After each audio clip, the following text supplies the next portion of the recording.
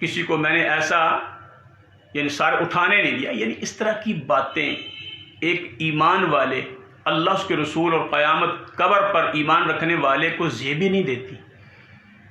اور پھر وہ نبی محترم صلی اللہ علیہ وسلم کی ہستی جنہوں نے تو وہ تمام وہ حقوق جو بحیثیت انسان اور مسلمان ہونے کے دوسروں کے تھے اس کو بتلا کر، بلکہ آپ نے ان کو خود ادا فرما کے ہمیں ایک شاندار اسوہ حسنہ عطا فرمایا ہے۔ اور یہ بات ذہن میں رکھیں، یہ بات ذہن میں رکھیں کہ آپ کی عبادت بہت پختہ نمازی ہے، بہت روزے رکھنے والا ہے، صدقہ خیرات کرنے والا ہے، اگر اس کا ہمسایہ اس سے تنگ ہے تو یہ شخص اگر اسی کیفیت میں فوت ہو گیا، توبہ نہیں کی، ہمسایہ سے معافی نہیں مانگی اور توبہ نہیں کی، اللہ سے معافی نہیں مانگی، تو ایسا شخص جہنم میں جائے گا۔ بڑی بات معروف ہے، بات کو میں لمبا نہیں کرنا چاہتا کہ ایک عورت کے بارے میں اللہ کے رسول صلی اللہ علیہ وسلم کے سامنے ذکر کیا گیا کہ حدیث صحیح ہے کہ وہ بڑی نمازیں پڑھتی ہے، بڑی تہجد گزار ہے، نفلی روزے بڑے رکھتی ہے، لیکن اس کی زبان سے اس کے ہمسائے بہت تنگ ہیں۔ آپ نے کیا ارشاد فرمایا تھا؟ یا فی النار۔ وہ اس کی نمازیں، روزے، اس کے حج زکوٰۃ، یہ سارا کچھ ایک طرف ہے، حقوق اللہ، حقوق العباد کا خیال نہ کرنے والی جو ہے، اگر اسی حالت میں اس کو موت آ جاتی ہے تو وہ فی النار جہنم میں جائے گی۔ اور دوسری عورت کے بارے میں ذکر کیا گیا کہ بس فرائض پورے کرتی ہے، بہت بڑی تہجد گزار، عبادت گزار نہیں ہے، لیکن اس کے ہمسائے اس سے خوش ہیں۔ آپ نے فرمایا فی الجنہ، یہ دوسری جو ہے یہ جنت میں جائے گی۔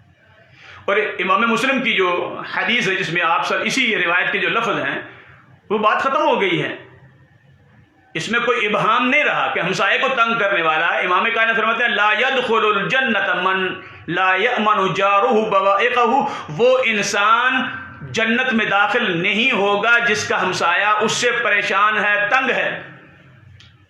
اور ہم کیا کرتے ہیں؟ گاڑی اس کے دروازے کے سامنے لگا دی ہے، وہ بیچارہ اس سے باہر نکلنا، اس کی گاڑی ایمرجنسی ہو سکتی ہے، اور اپنے گھر کی اونچی چھت پہ چڑھ کے اس کے گھر میں جو ہے وہ تاک جاک وہ نہ کچھ کہے گا کہ میں اپنی چھت پہ بیٹھا ہوں، آپ کو کیا تکلیف ہے؟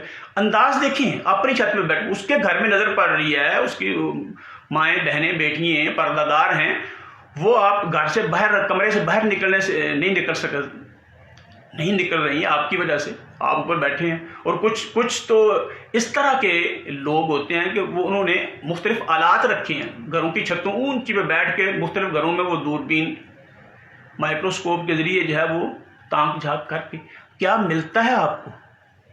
اور آپ یہ سوچیں اگر آپ اس کی جگہ پر ہوں، کمزور ہوں، معاشرے کے مالی لحاظ سے بھی، ویسے بھی ہر لحاظ سے کمزور ہوں، تو آپ کا گھر اسی طرح نیچا اور آپ کے ہمسائے کا اونچا، اور آپ کی بہو، بیٹیوں، ماؤں، بہنوں